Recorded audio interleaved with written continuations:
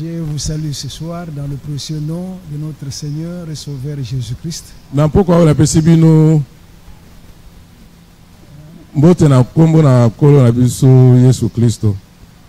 Bon, pour moi, c'est vraiment un grand privilège. J'avais un grand fardeau dans mon cœur. Le temps me manquait. Comme nos jours de prière sont identiques, donc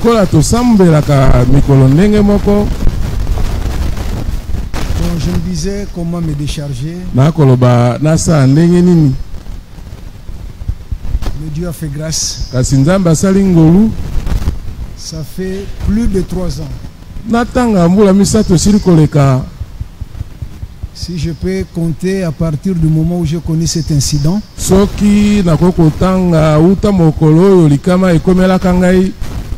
c'était au mois de novembre 2019. Et nous sommes en 2022. S'il faut repousser, donc ça fait plus de 3 ans.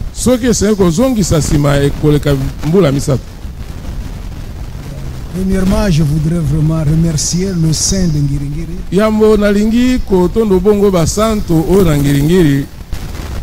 Mes frères, serviteurs de Dieu, collaborateurs dans le ministère, pour votre assistance, pas seulement vos prières, même votre assistance matérielle.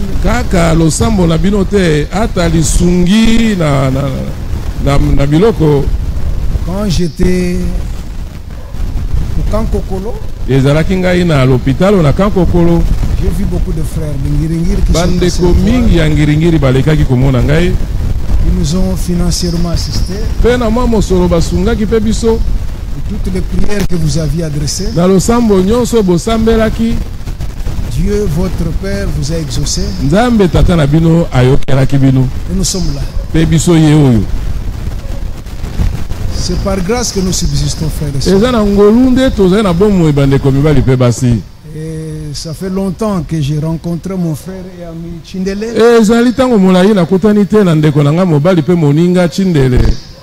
Et j'apprenais toutes les fois qu'il avait des problèmes de santé. Mais s'il tient là, c'est aussi la grâce de Dieu. Que Dieu soit loué. Donc acceptez mes remerciements. Que Dieu vous bénisse richement. Et je dois saluer mon frère Joseph. Dieu te bénisse, frère. J'aurais bien voulu voir tous les frères et sœurs. Peut-être jeudi ou dimanche, vous verrez encore tous. Mais que Dieu soit loué pour ce soir qu'il nous donne déjà. Où j'aimerais considérer une ou deux écritures témoignent de l'amour de Dieu envers toi et moi et les raisons qui font que nous soyons là ce soir. Bien-aimés frères et sœurs, Dieu est réel. Dieu est Père. Nous sommes cette preuve-là que Dieu est Père. Dieu écoute les prières. Dieu exauce. Ce sont des réalités indéniables. Si Dieu n'était pas Dieu, on ne serait pas là. S'il n'était pas Père, nous n'allons pas être là. S'il n'était pas Sauveur, nous n'allons pas être là. S'il n'était pas Rédempteur, nous ne serons pas là. S'il n'était pas riche en toutes choses, nous ne serons pas là. Voilà, tout ce que Dieu est, tout ce que Dieu a, fait que nous sommes là ce soir. Amen. Les promesses, c'est lui qui les a. Il est au contrôle de tout. Tous les événements qui se passent sous les cieux et sous son contrôle. Voilà pourquoi, frère, par amour, Dieu dira toujours aux siens que votre cœur ne se trouble point. Dieu dira encore, ne craignez point. Alléluia. Amen. Frère, laissez-moi vous lire d'abord une écriture. Avant de considérer la pensée qu'on allait considérer, voyez que nous n'avons pas nos propres prédications. Nous pouvons bien méditer, noter, mais nous nous abandonnons à sa conduite. Cette écriture, je ne l'avais même pas prévue. Lisons-la quand même. Avant d'avancer et retrouver Jérémie 6. Alors écoutez comment l'amour de Dieu se révèle au travers de nous. Ésaïe 54. Quelques instants je t'avais abandonné. Verset 7.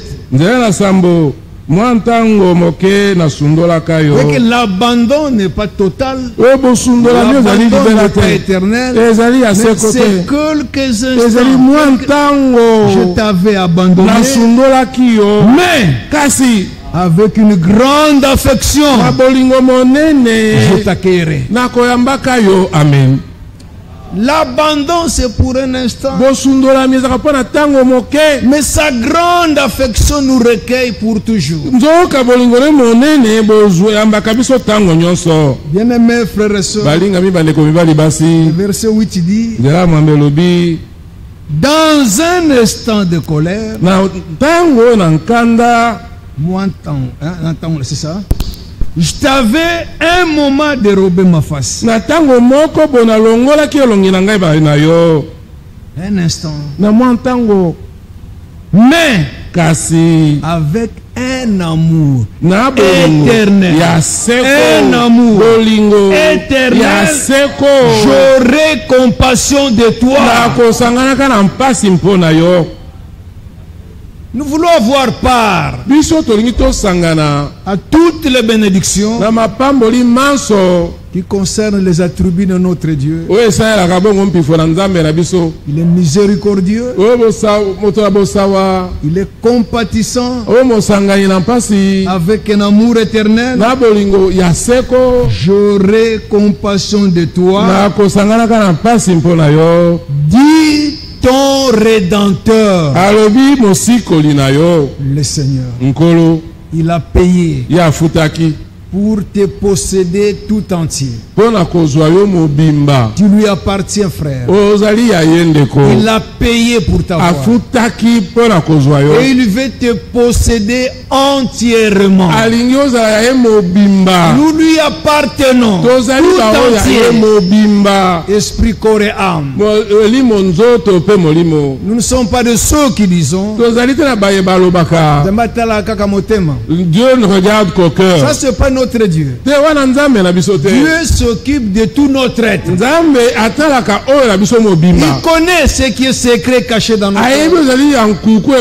Il connaît aussi ce que nous sommes de l'extérieur. Notre Dieu peut tout.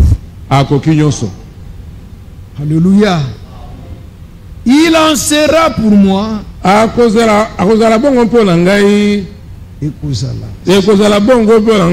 comme des eaux de Noé.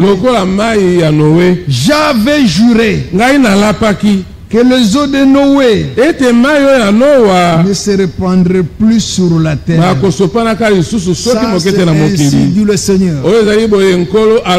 On peut apprendre des inondations à gauche à droite, mais le monde ne sera plus détruit par le déluge.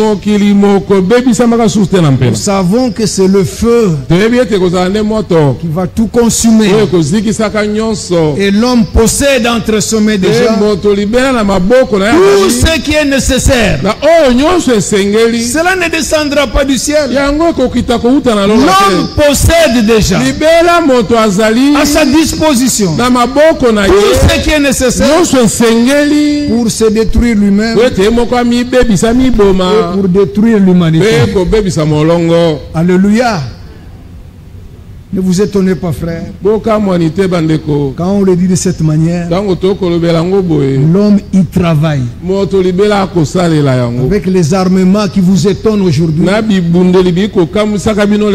ne savez pas où est-ce que ces choses iront. Mais ça sera suffisant pour que l'homme se détruise et qu'il détruise toute l'humanité. Je jure de même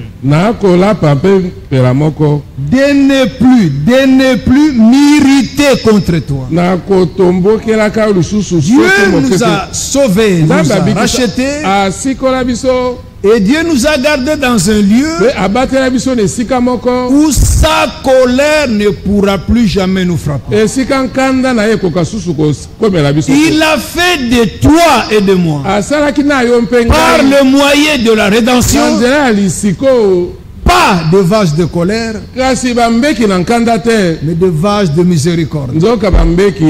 Si Dieu veut démontrer sa colère, il ne se tournera pas vers nous.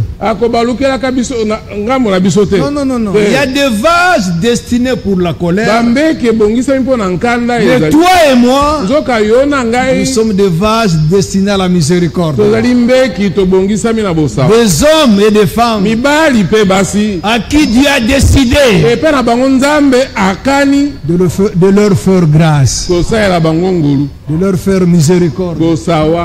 Voilà pourquoi la Bible dit c'est par grâce que nous sommes sauvés, par le moyen de la foi. La foi, nous ne l'achetons pas. La foi n'est pas un héritage de nos parents. La foi, c'est un don de Dieu. Tu peux avoir des parents qui ne croient pas. Et toi, tu as cru comment? C'est par grâce. Alléluia. Amen. Alors, il dit, je jure de même de ne plus m'irriter contre toi et de ne plus te menacer. Alléluia. Dieu est un Dieu de paix. Il n'a pas en lui des intentions de nous faire du mal. Dieu travaille pour notre paix. Dieu ne nous menace pas. Au contraire, Dieu nous supplie. C'est ça. Au contraire, frère, il nous a même établi pour que nous puissions vous supplier. Tu t'entêtes, mais on vous supplie. Soyez réconciliés. Voilà le travail de Dieu. Faible, malade, mais il est là. Mais pourquoi l'autre n'est pas là? S'il vous plaît, frère, quand Dieu élève son serviteur, c'est pour faire profiter aux siens quelque chose. Voilà pourquoi, frère, c'est vraiment un péché si vous séchez volontairement le service divin. Disons amen à cela. Il œuvrait, il dira que je ne bois pas, je ne fume pas, je ne commets pas d'adultère. quand volontairement soki nanko vous séchez un service divin, tu as péché conformément à ce qui est écrit. Si quelqu'un sait faire ce qui est bien et ne le fait pas, il commet un péché. Alléluia. Les temps sont tels que chaque prédication, chaque service divin est lié à notre préparation. Disons amen à cela. Bien-aimés frères, je ne veux pas vous annoncer autre chose, mais sinon ce que vous connaissez déjà. Ce sont des rappels, nous vous rappelons ces choses. Dieu les a déjà placés en vous. Verset 10. Quand les montagnes s'éloigneraient, quand les collines chancelleraient, mon amour ne s'éloignera point de toi. Apprenez tout ce que vous pouvez apprendre. Tremblement de terre à gauche, changement climatique, guerre, bruit de guerre. Apprenez toutes les mauvaises nouvelles possibles. Mais rassurez-vous que l'amour de Dieu pour toi est incontestable. Alléluia.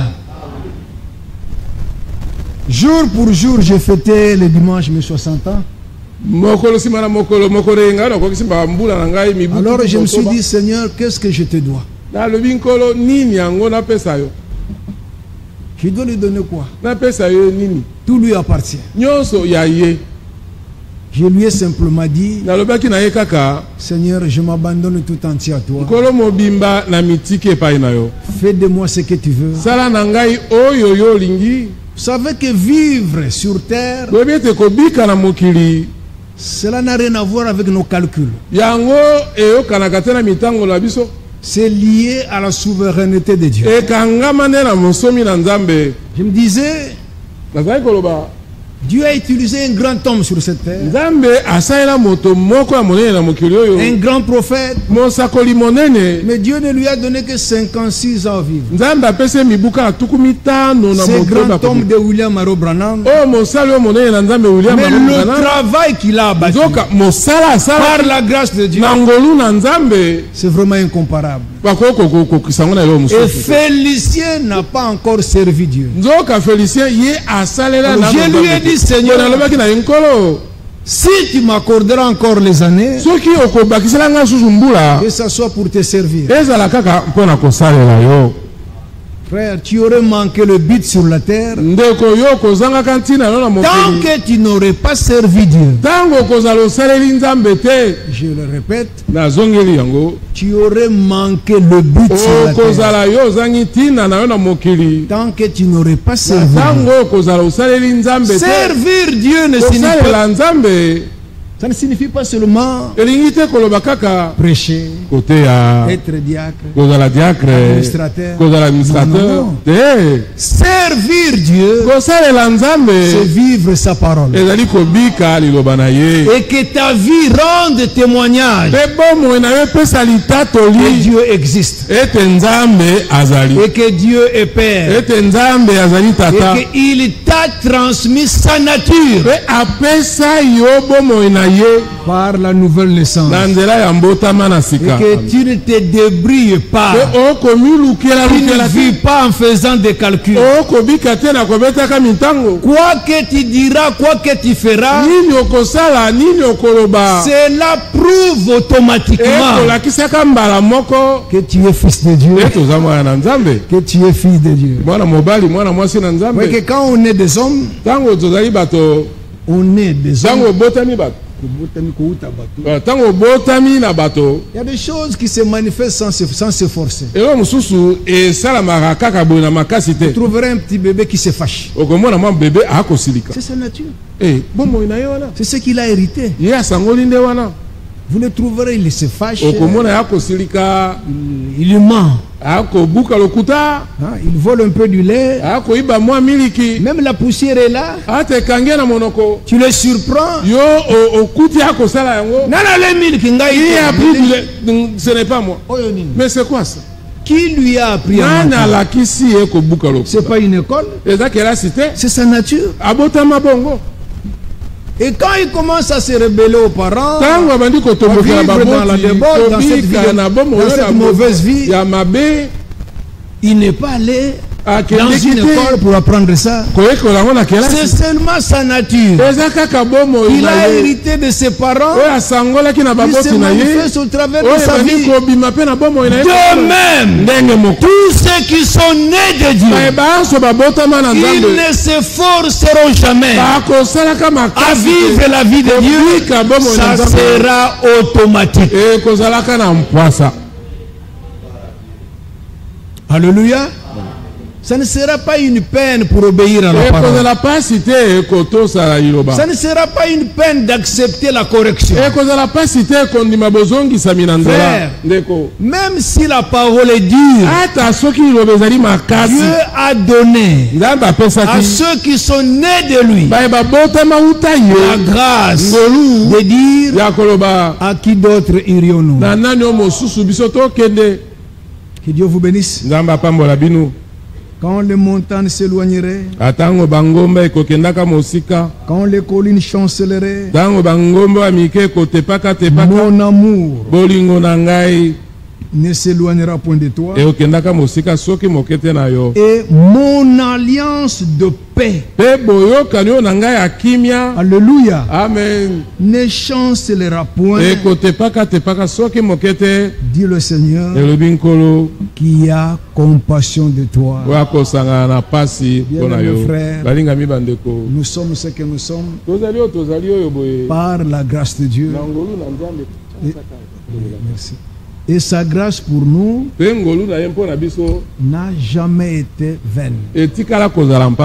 Alors frères, nous allons considérer une écriture. Avant de retrouver Jérémie 6, là où par l'esprit notre frère a introduit le service, si nous n'allons pas terminer la pensée, si Dieu fait grâce, on peut y revenir le jeudi. Bien-aimés frères, je l'avais dit au début, si Dieu n'était pas Père pour nous, frère, nous ne serions pas là ce soir. Nous reconnaissons qu'il est Père, qu'il est Dieu, qu'il est le Tout-Puissant, que nous pouvons lui faire confiance. Notre approche, c'est une approche de foi. La Bible dit, c'est lui qui s'approche de Dieu.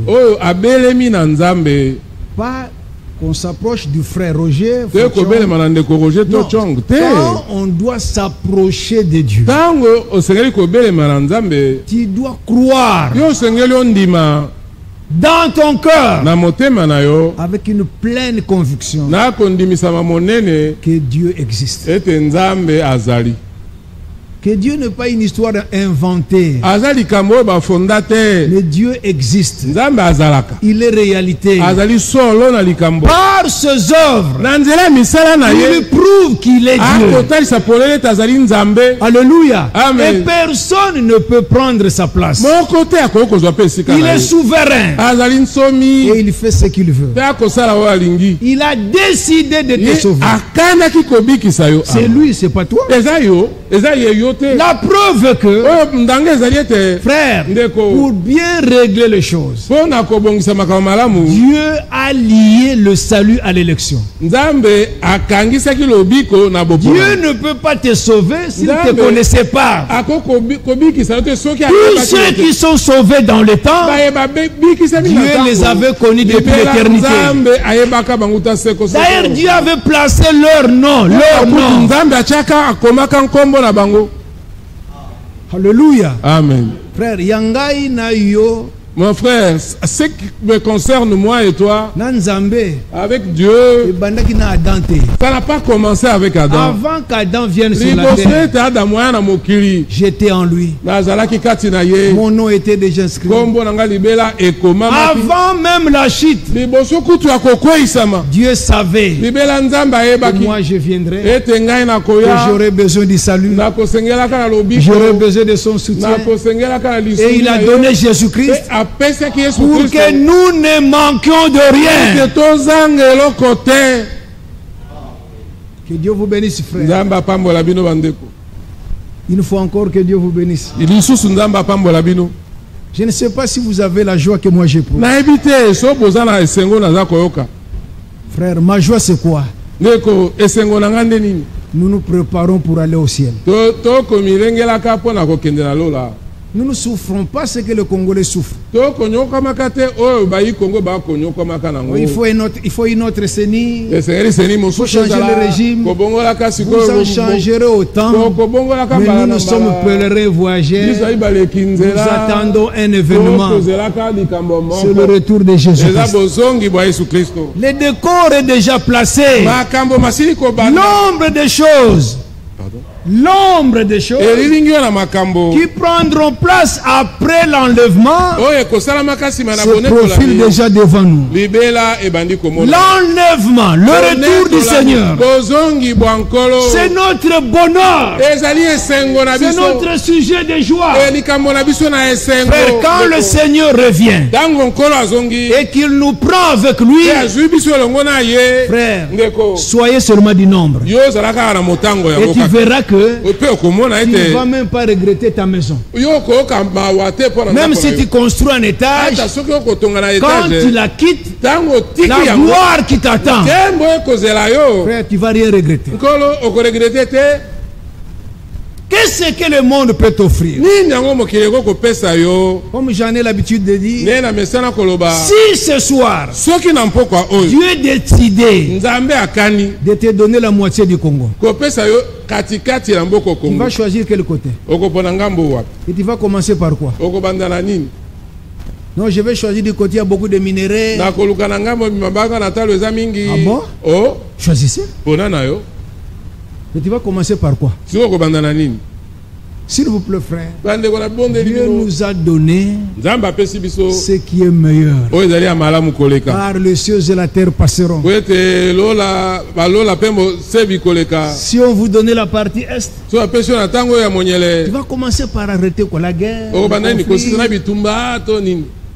Le temps où ça te prendra à te faire des relations avec les communautés internationales. Et pendant que la Bible ne te donne que 70 ans, à la rigueur 80, alors tu vas laisser ça à qui? Ne crains point, petit troupeau, car votre Père Céleste a jugé bon de vous donner le royaume. Remerciez le Seigneur de ce qu'il vous a donné la vie éternelle pour vivre éternellement dans son royaume éternel. Alléluia. Prenons Matthieu chapitre 6. C'est un verset habituel, frère. Mais il y a une pensée profonde que nous voulons exploiter. Matthieu chapitre 6. Est-ce qu'on est là? Frère, écoutez. Matthieu 6. Tu as lu cela autant de fois. Mais je vous exhorte, s'il vous plaît, prenez ceci Comme si tu le lisais pour la première fois. On ne s'habitue pas avec les Écritures. Il y a des dimensions profondes que l'Esprit de Dieu peut révéler dans la même Écriture. On peut me donner une Écriture. J'irai et je ne veux pas épuiser cela. Et on appellera Tshindele. Il ira encore profondément. Mais il ne sera pas tout terminé. Oui, Matthieu 6. En priant. Verset 7. Est-ce que les gens prient encore aujourd'hui? Vous avez vraiment le temps de prier. Quand le téléphone vous a volé tout le temps. Avec les réseaux sociaux. Vous n'avez que le temps au téléphone. Du matin au soir. Tu crains même que ton téléphone soit déchargé. Frère, vous n'aurez pas la vie dans le téléphone. Mais vous avez la vie dans le Fils. Que ce livre de la loi ne s'éloigne point de ta bouche. Médite-les. Lisez-vous les Écritures jour et nuit. Où sont encore aujourd'hui les gens qui ont tout leur temps à méditer et à prier?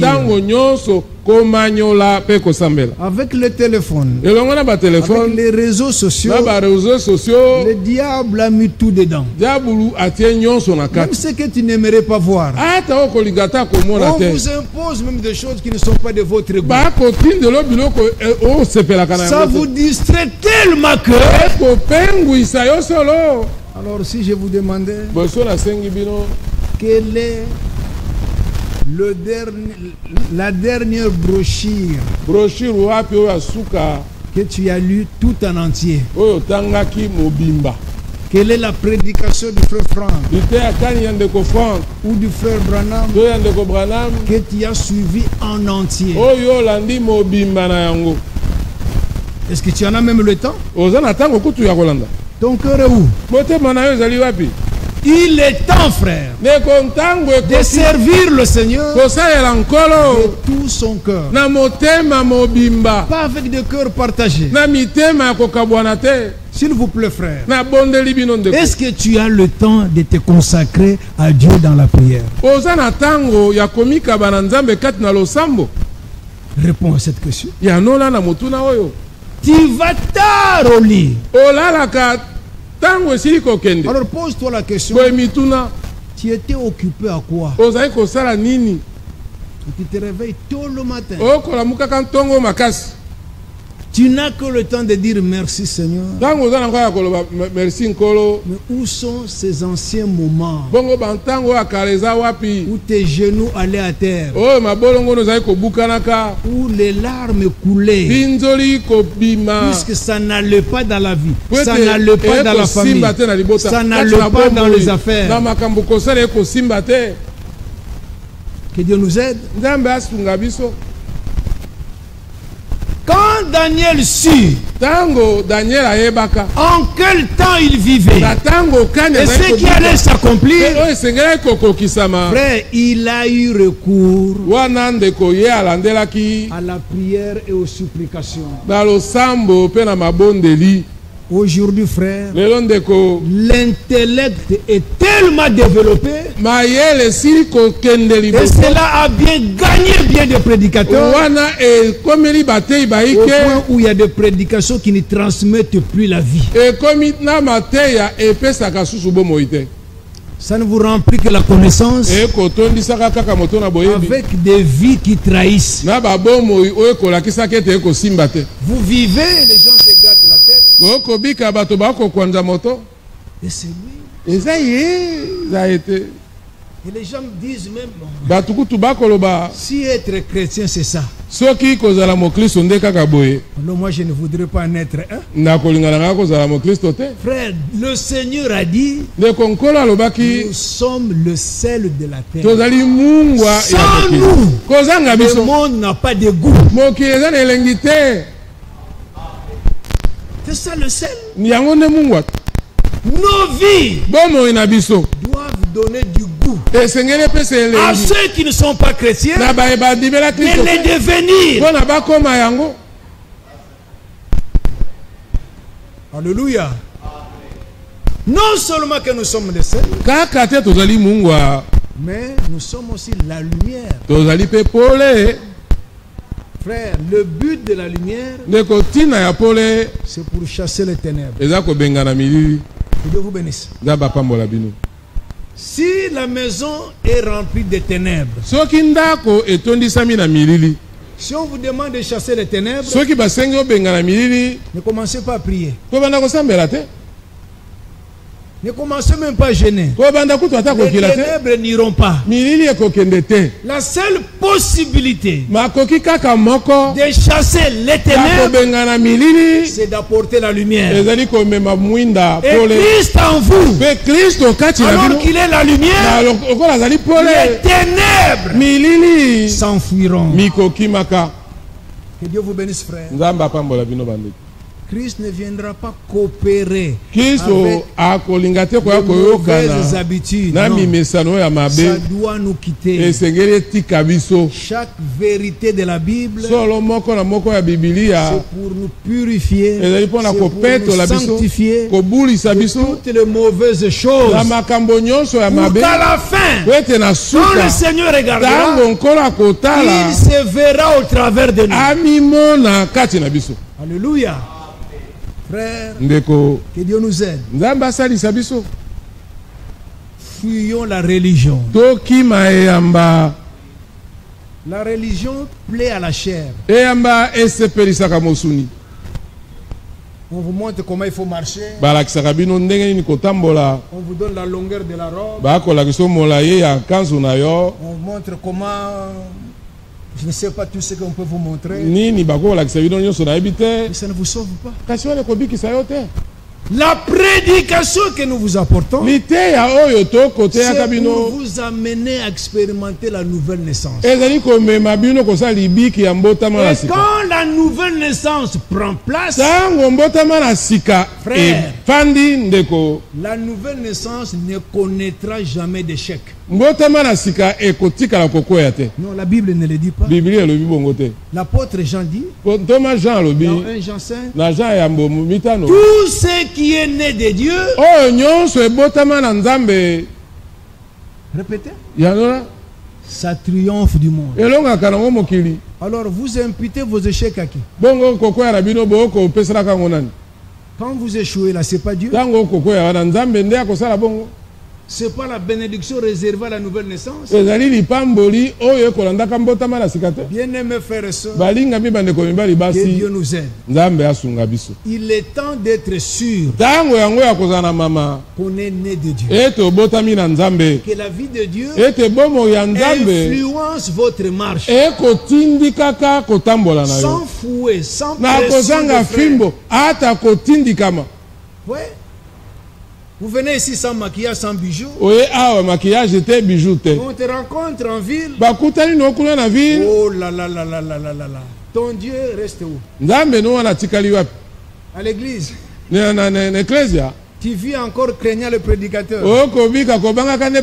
La crainte des hommes tend un piège. Mais la crainte du Seigneur, c'est le commencement de la sagesse. Comment tu peux aller te cacher quelque part? C'est sombre. Pour prendre la bière et t'enivrer. Et tu t'imagines quoi? Dans les ténèbres là. Est-ce que Dieu ne te voit pas? Honte à toi. Ça va te payer quoi l'hypocrisie? L'hypocrite, il se fait du mal lui-même.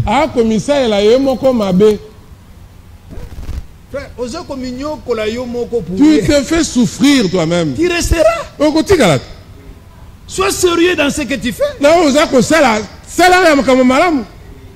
Si vous avez encore de faiblesse, allez à la croix. Sois sincère. Seigneur, tu n'as pas payé pour que cette vie persiste. La rédemption est puissante. Elle vous libère de tout esclavage. Voilà pourquoi jusque ce soir, tu crains encore le sorcier. Tu oublies qu'à Golgotha, vous leur avez réglé leur compte. Que Dieu vous bénisse. Tu vis, tu crains. Qui est en vous? Pendant que la Bible dit, c'est lui qui est en vous. Est-ce qu'il est là? Est-ce qu'il est là? Et la Bible dit, le monde entier est sous la puissance du malin. Mais celui qui est en toi est plus grand que celui qui est dans le monde. Amen. Amen. Considérez les Écritures. Frère, notre Seigneur regarde nos pères les apôtres. Quand il les avait regardés, alors qu'ils n'étaient pas encore nés de nouveau, ils n'avaient pas encore le Saint-Esprit, le Seigneur les a envoyés prêcher. Par l'obéissance, frère, ils ont récolté victoire sur victoire. Et ils sont rentrés dire, Seigneur, en ton nom, tous les démons nous ont été soumis.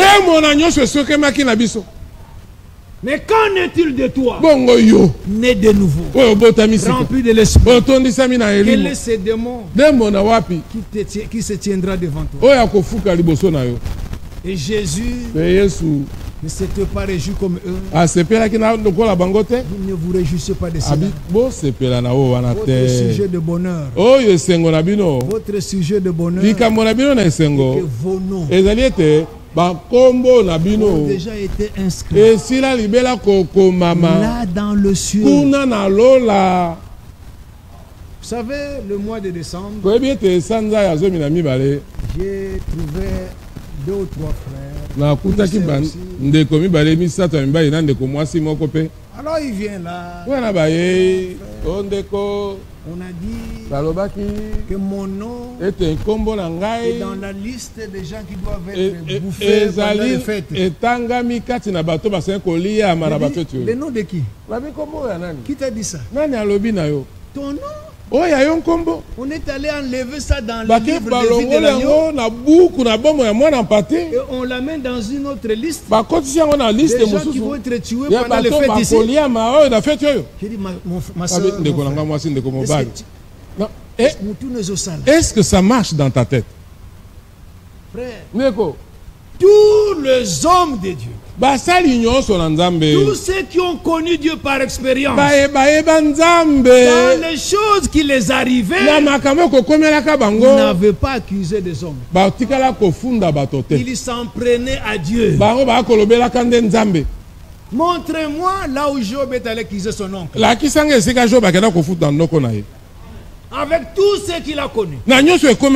Montrez-moi là où Job a connu sa makambo. Tout ce qui vous arrive, si tu es né de Dieu, c'est dans le programme de Dieu. Alléluia. Amen. Le Seigneur n'a pas seulement promis la facilité,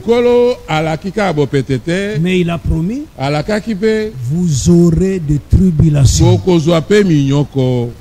C'est ce que tu n'aimes pas. Vous en aurez. Mais prenez courage. Moi j'ai vaincu. Amen. Et vous vaincrez aussi. Alléluia. Prenez ce qui est à vous. Prenez ce qui est à vous. Même les persécutions.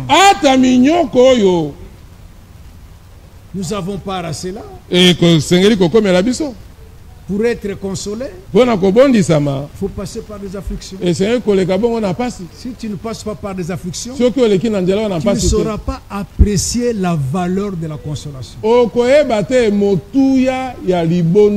faut avoir connu certains moments difficiles, compliqués, pour apprécier le secours de Dieu. Alléluia. Vous savez que dans le monde, il y a un chant qu'on chante. Vous chantez ça, vous tous, surtout nos sœurs. Vous aimez ça? Ndoto et latinzoto, c'est ça? C'est ça? Oui. Il y a quelqu'un qui a chanté ça. Ndoto. Le rêve est devenu une réalité. Là, il se référait à qui? À Joseph. Mais j'ai toujours dit aux gens, si on vous plaçait dans le circuit de la vie de Joseph, frère,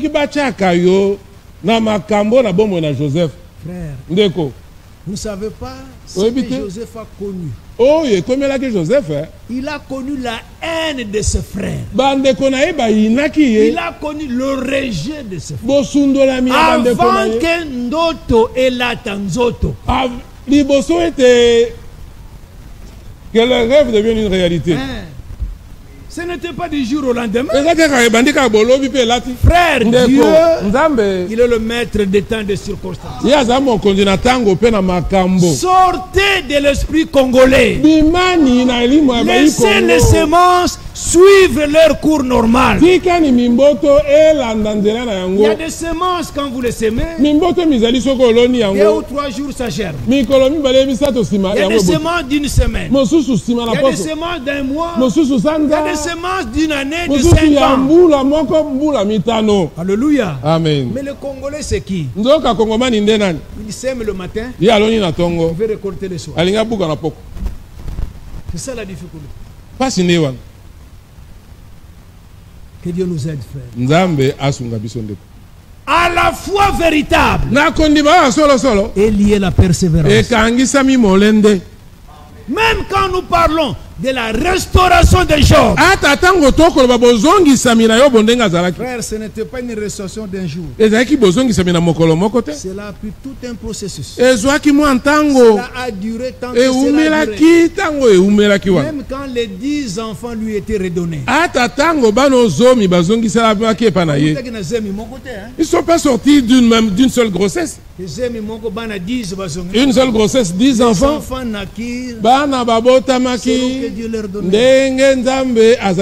Frère, Dieu qui a promis de restaurer, de rétablir, il est le gérant de tout. Cela arrivera. Au retour du Seigneur, il y aura des hommes et des femmes prêts pour aller dans l'enlèvement. Si toi tu ne seras pas prêt, il y a moins. Il y en aura un qui sera prêt et ça sera moi. Amen. Que Dieu vous bénisse. Frère, le Seigneur ne viendra pas pour rien.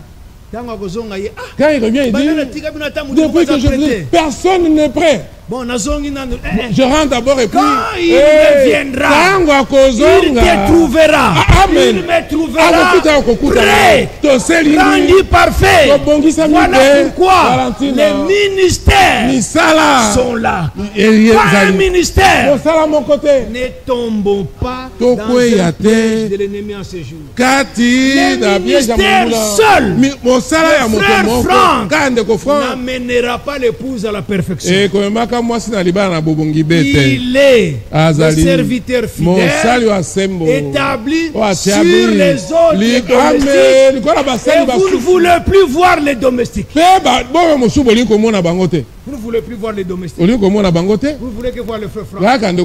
Joseph en Égypte. Quand il était chargé de distribuer la nourriture, vous ne l'avez pas vu partout. Vous avez établi des commissaires. Un jour de frère, moi je suis connecté. La connexion n'annule pas les Écritures. Quand tu as le temps matériel de venir communier ici et que tu restes à la maison, tu es déjà visité par un mauvais esprit. Que Dieu vous bénisse. Vous ne vous fatiguerez pas de nous. On est là jusqu'au retour du Seigneur.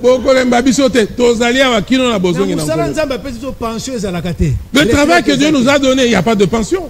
Non, tu as vieilli Fanda. Montrez-moi un vrai homme de Dieu. Même jusqu'à notre âge avancé, j'aurai ma canne avec mon dos courbé. Même si je deviens aveugle, la parole de Dieu sera toujours dans mon cœur et dans ma bouche. Nous avons appris l'histoire. Nous avons appris dans l'histoire que l'apôtre Jean, il était parmi les derniers des apôtres à mourir. Il avait tellement vieilli qu'il ne pouvait plus marcher, il ne pouvait plus voir. Pendant les services, on allait les chercher, on les portait. Et quand il venait là, frère, sa prédication, ce n'était pas que les tonnerres grondent, que les paralytiques marchent, que les gens voient la puissance de notre Dieu. Mais quand cet homme venait, connaissez-vous sa prédication? Aimez-vous les uns les autres. Alléluia. Celui qui aime est de Dieu. N'aimez pas à la manière de Caïn, qui était jaloux de son frère. Amen. Amen. Amen. Amen. Alléluia. Alléluia. Gloire à Dieu. L'apôtre a prêché. Mais aujourd'hui, frère, je peux être là et dire simplement, car Dieu a tant aimé l'humanité qu'il a donné son fils unique engendré, afin que quiconque croit en lui ne périsse point, mais qu'il ait la vie éternelle. Amen. Amen. Amen. Amen. C'est fini la prédication. Tout le monde sautera dessus. Rien que ça. Qu'est-ce que vous voulez de plus? La Bible dit, en elle, il y a la vie. Et l'essentiel ici, c'est de repartir avec la vie de Dieu. Quand vous ne repartez pas d'ici avec la vie de Dieu, la réunion n'a pas été profitable pour toi. Alléluia. Amen. Frère, prions pour les services. Nous ne voulons plus de prédications qui déçoivent. Nous voulons des services divins qui nous aident à faire des progrès, à nous encourager. Nos réunions, frères, doivent être de réunions d'édification pour nous amener à avancer dans la foi. Alléluia. Amen.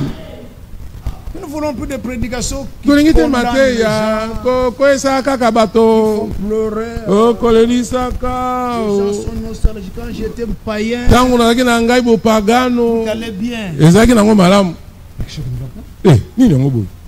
Toi, païen, c'est ça la prédication des 10 espions. Ils étaient 12. Ils sont allés voir le pays. 10 contre 2. Alors il faut choisir votre camp.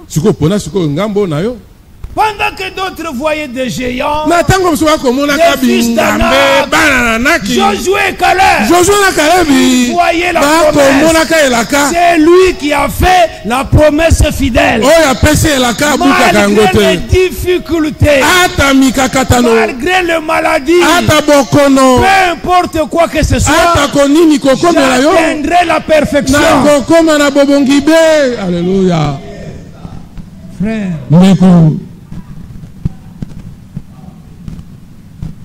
nous devons prier. Vous voyez qu'on a un peu on est allé un peu Bon, nous ne sommes pas sortis du sujet. En priant, ne multipliez pas de vaines paroles.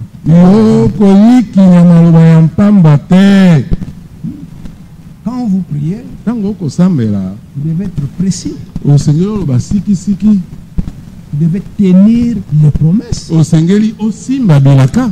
Mais quand vous n'avez pas de promesses, qu'est-ce que tu vas rappeler à Dieu? Dès le départ, tu pries sans promesse. Tu es hors programme. Frère, devant l'ennemi, ta force, c'est la fidélité de Dieu vis-à-vis de ses promesses. Israël a tremblé devant Goliath. 40 jours et 40 nuits. Personne n'osait. Et Saoul lui-même, toute l'armée, tout le monde tremblait. Pourquoi? Il regardait à la taille de l'ennemi. Quand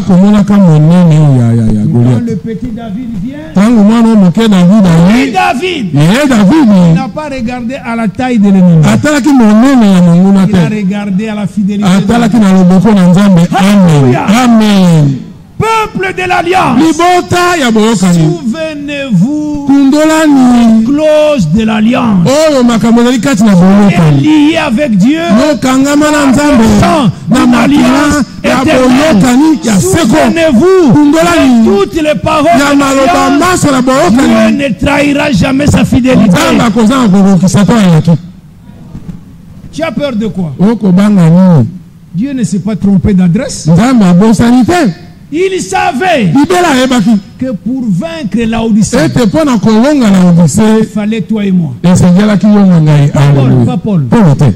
Si Paul était là aujourd'hui, Dieu ne l'a pas déterminé à cela. Pour vaincre Laodicée, toute la tromperie de Laodicée, toute l'hypocrisie de Laodicée, tous les gens ne sont ni chauds,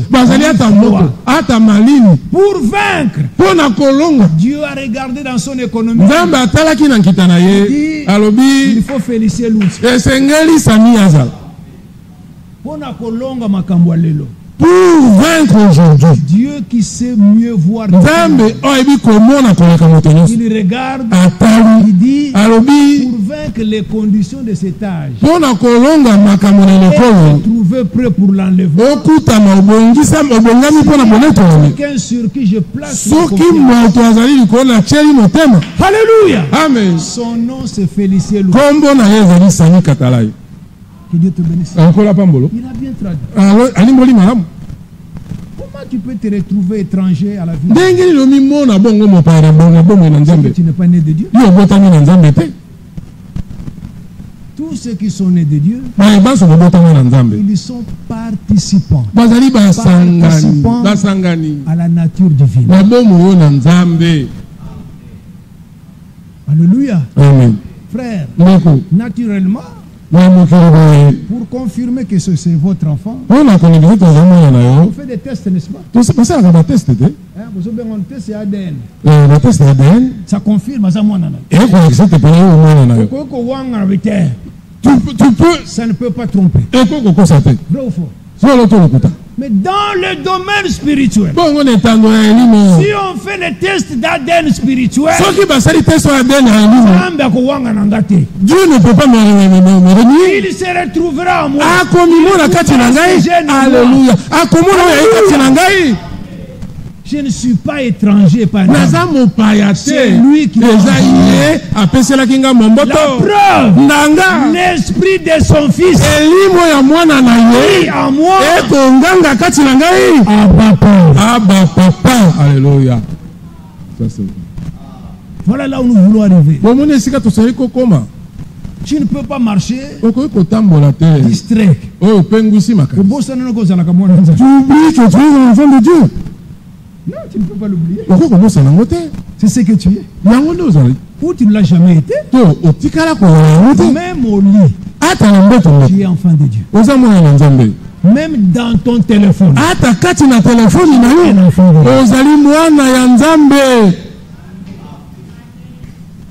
Même dans ta douche.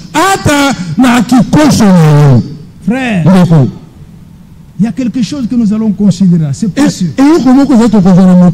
C'est touchant la relation. Qui me lie à Dieu. C'est ça. Si on ne va pas tout terminer aujourd'hui, nous allons continuer. Quelle est la relation qui te lie à Dieu? Dieu est ton oncle. C'est ça. C'est ton oncle. C'est ton grand-père. Dieu est mon père. Alors, les païens s'imaginent qu'à force de paroles, ils seront exaucés. Ne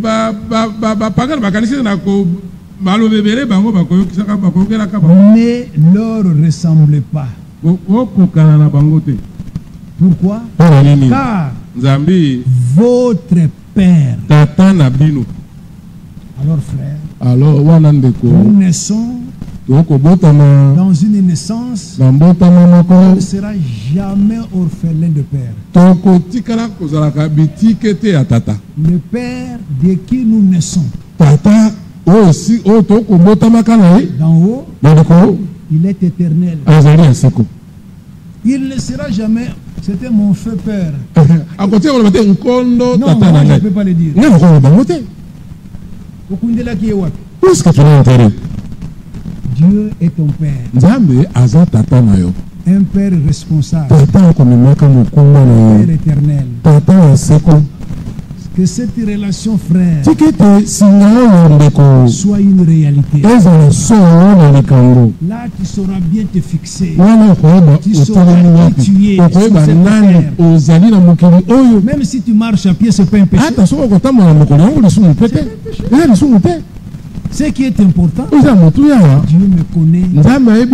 Je suis en alliance avec lui. Sa vie est à moi. Mais quand ce jour viendra, ma nuée est là. Je n'en manquerai pas. Et c'est la nuée qui m'amènera. Loué soit le nom du Seigneur. Votre Père sait de quoi vous avez besoin. De quoi vous avez besoin. Avant que vous le lui demandiez. La parole ne viendra même pas dans ta bouche. Et Dieu la connaît entièrement. Tu n'étais même pas encore formé dans le sein de ta mère. Et Dieu te connaissait. Disons amen à cela. Alors le Seigneur dit, verset 9. Voici donc comment vous devez prier, comment s'adresser à Dieu, la relation qui te lie avec Dieu. Alléluia. Amen. Sur quelle base tu fais ton pas vers lui? Tout ce que vous demanderez au Père, le fera. Et pourquoi ça ne marche pas avec toi? Pourquoi ça ne marche pas? Que Dieu nous aide. Vous savez que plus qu'on prie sans exaucement, ça ne vous réconforte pas. Ça vous amène à un découragement. Mais quand vous êtes témoin de l'exaucement de vos prières,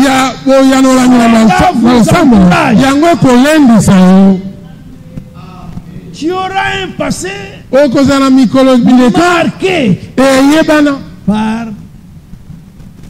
par l'exaucement de vos prières. Mon Dieu, regarde ce que tu as été pour moi. Avec ça. Frère, vous savez,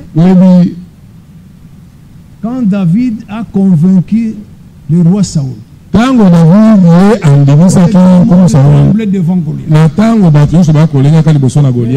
relevé une expérience. Vous voyez ce monsieur-là? Moi, David, ici. Un jour, le lion est venu. Et il m'a arraché une brebis dans le troupeau. Oh, David, je l'ai poussé. J'ai arraché la brebis. Le bon berger ne sera jamais mourir la brebis dans la gueule du lion. Il doit t'arracher de là. Deux. J'ai tué le lion. Saoul dit, c'est vrai. Mais ce n'est pas seulement ça. Un ours un jour.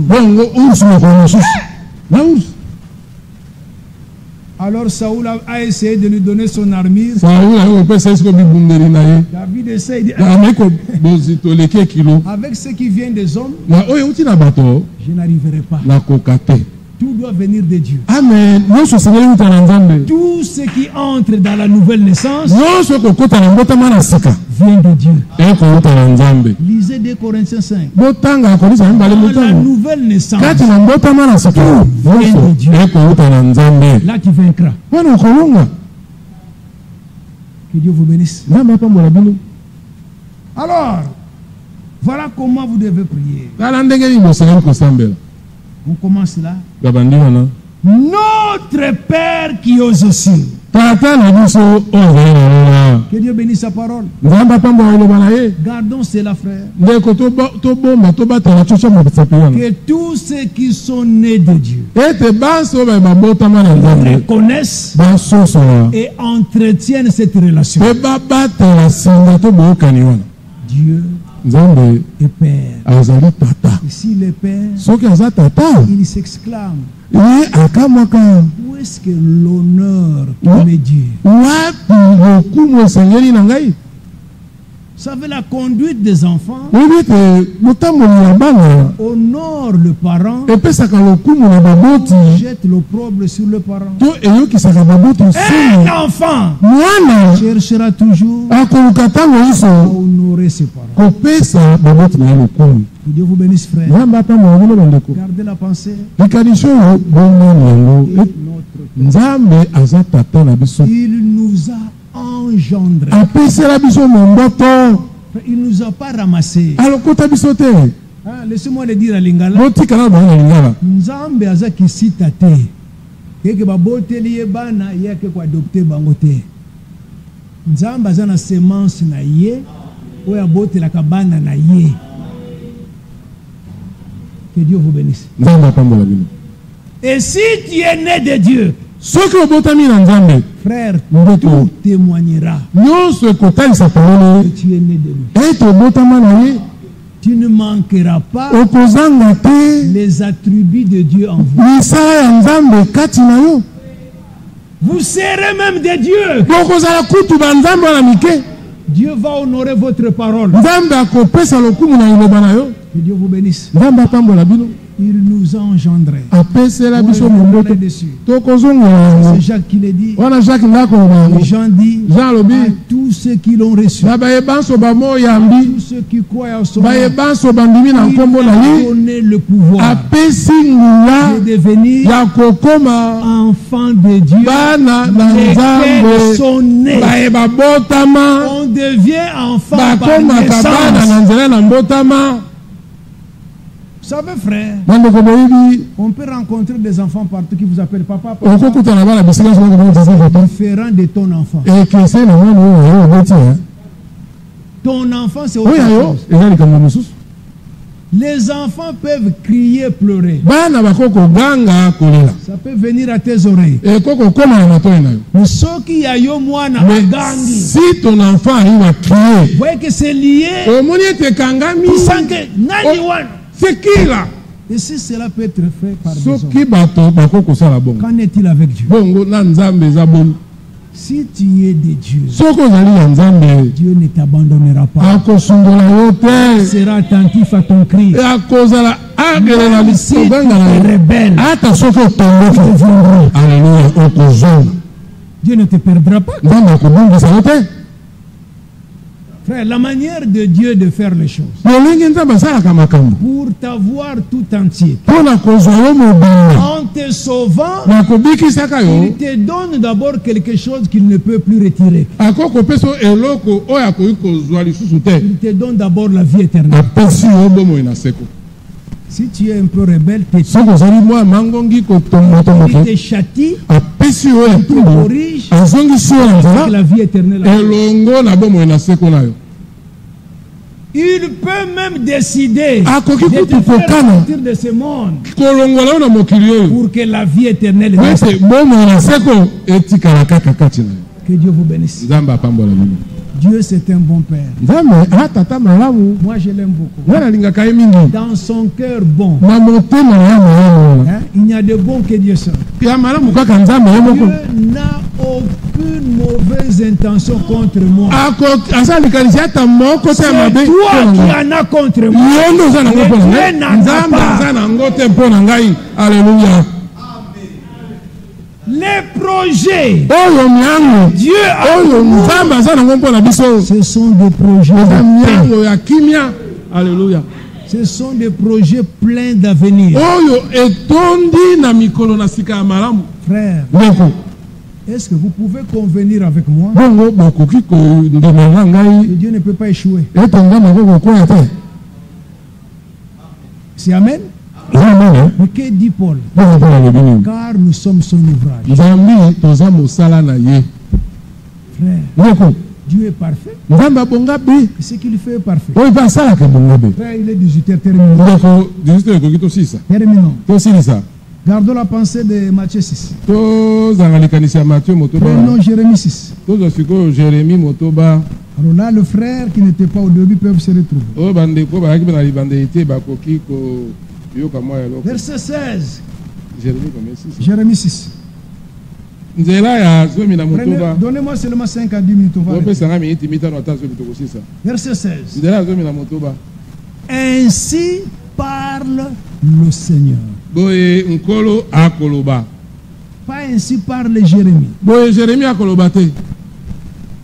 Voilà pourquoi le message biblique de l'heure,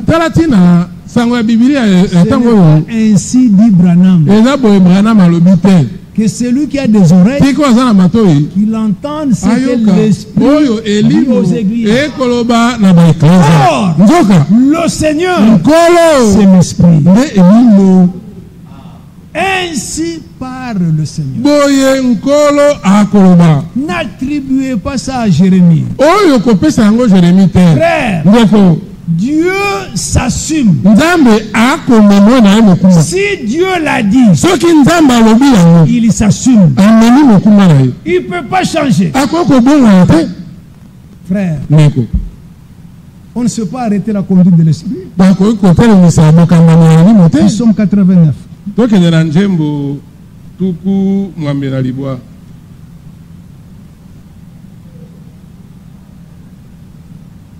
Verset 34. Mais je ne lui retirerai point ma bonté. N'est-ce pas que nous chantons? Oui, le bonheur et la grâce m'accompagneront tous les jours de ma vie. Le frère, le bonheur, la gratitude sont attachés aux élus de Dieu. Dieu ne peut pas te retirer. Et je ne trahirai pas ma fidélité. Quand Dieu fait la promesse, il est lié à la promesse. Ça ne peut pas manquer. Alléluia. Amen. Verset 35. Nous sommes là maintenant. Je ne violerai point mon alliance. Et je ne changerai pas ce qui est sorti de mes lèvres. Voilà pourquoi nous avons confiance à la parole de l'Écriture. Puisque cela n'engage pas le frère Roger. L'Écriture, la promesse de Dieu n'engage que Dieu lui-même. Quelles soient les circonstances. Voyez, moi je pense. Prêche la parole. Dans ce qui est prêché, c'est la parole. Cela engage Dieu lui-même. Dieu ne peut pas changer. Il a souffert. Mais il n'a pas pu maudire Israël. Balaam. Il a tout fait. Mais il ne pouvait pas changer. Dieu ne pouvait pas changer d'avis. Que Dieu nous aide, frère. L'élection a tout déterminé. Il n'y a rien que nous rencontrerons dans la marche. Une circonstance, un événement peut détruire le dessein de Dieu, des élus de Dieu. Alléluia. Frère, imaginez-vous. Il est né Jacob. Il a vécu Jacob. Comme il était élu, il n'a pas terminé sa vie terrestre en Jacob. Il devrait s'assumer. Lui-même l'a croisé. Jacob, il est devenu Israël. Amen. Frère, tu étais dans l'économie de Dieu. Tu es pécheur. Tu as souffert. Mais pour prouver l'élection, tu as rencontré donné la nouvelle naissance. Alléluia. Et avec la nouvelle naissance, plus que vainqueur. Que Dieu vous bénisse. J'ai juré une fois dans ma sainteté, mentirai-je à David? Est-ce que Dieu pouvait mentir à David?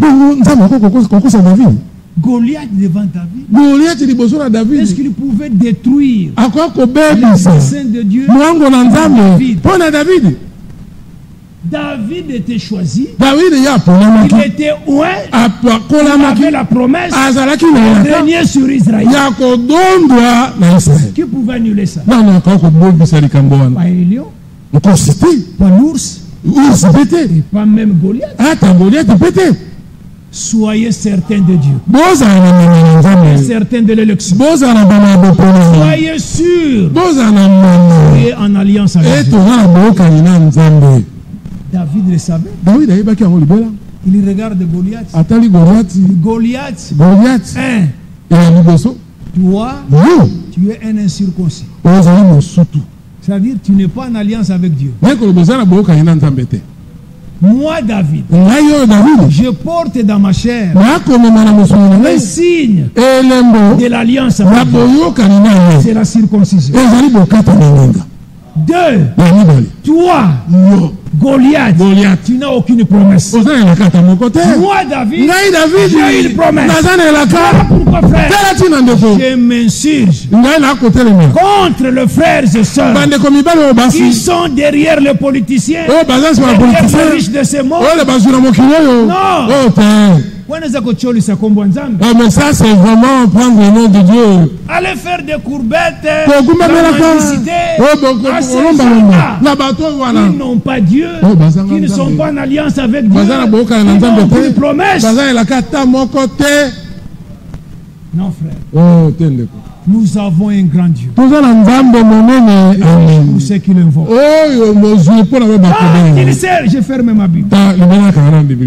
Quand il s'est révélé à Abraham, Tango ami fongo la ke Genèse 17, na Genèse 17. cette pensée m'a pénétré. Ndeko likaniso ekota Et j'ai ngai. dit, Seigneur, Mena lobinkolo. aide-moi à connaître Salisanga na yeba. en qui j'ai affaire. Nani nazana likambo kati na kotambola na ngai. Dieu a rassuré Abraham. Nzambe apesaki mama na Abraham. Dit Abraham.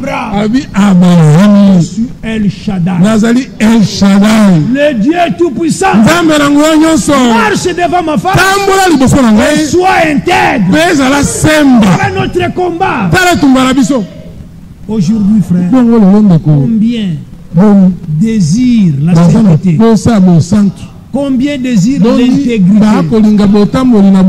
On fraude partout. Quelque chose qui ne va pas. Les gens n'ont plus la crainte de Dieu. On trouve quelqu'un avec des histoires dans sa maison. Il y a mbongo, il y a moïbi. Mais de l'argent, tu as volé, tu achètes l'écran.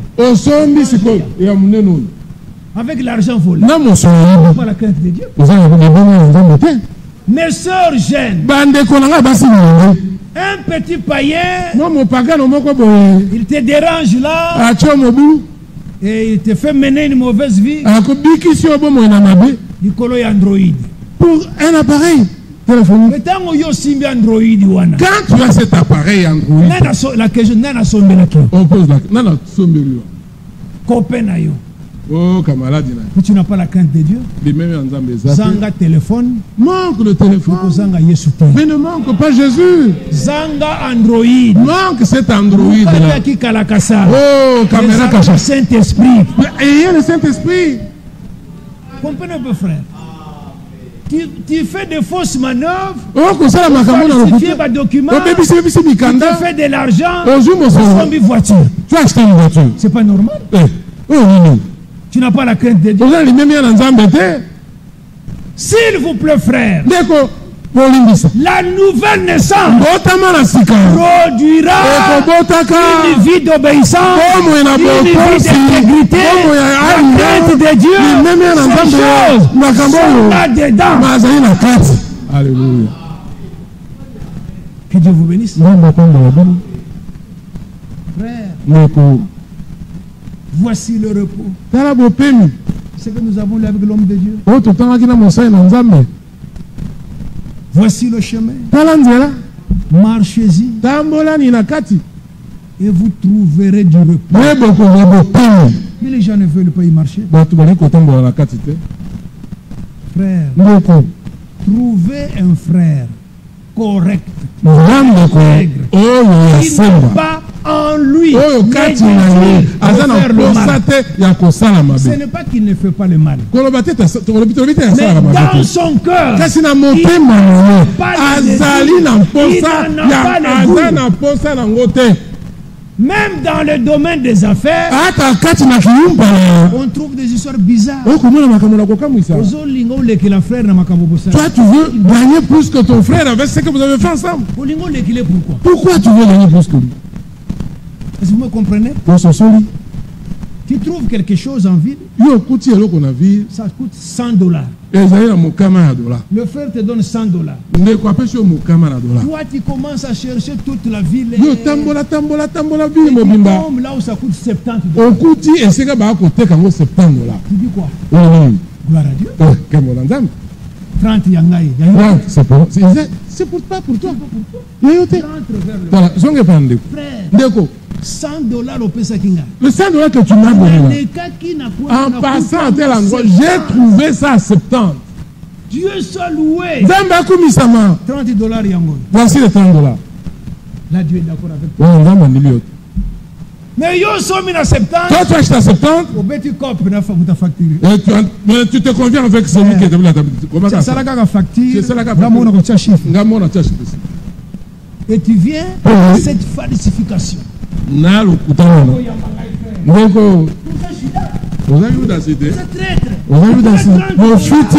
$30. Tu m'as réuni. Mais bien. Tu peux bien dépenser ça. Et vraiment. $10. Tu prends encore ça.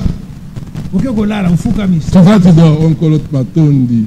Mais si tu étais sincère, le faire pédir, faire merci, comme tu as trouvé ça acceptable. Moi j'avais déjà donné les 100. Les 30. S'il te plaît, regarde ça pour toi. Tu vas manger calmement. Il y a des choses qu'il faut réparer. Que Dieu vous bénisse. Priez pour moi, frère. Est-ce que vous me le promettez? Nous voulons un chemin dans lequel tout est paix. Oboyi va vite troubler le nous ne voulons pas le vite troubler. Dieu, c'est un Dieu de paix. Dans nos corps, dans nos maisons, dans nos projets, nous avons besoin seulement qui parle, mais qui agit aussi. Que Dieu vous bénisse.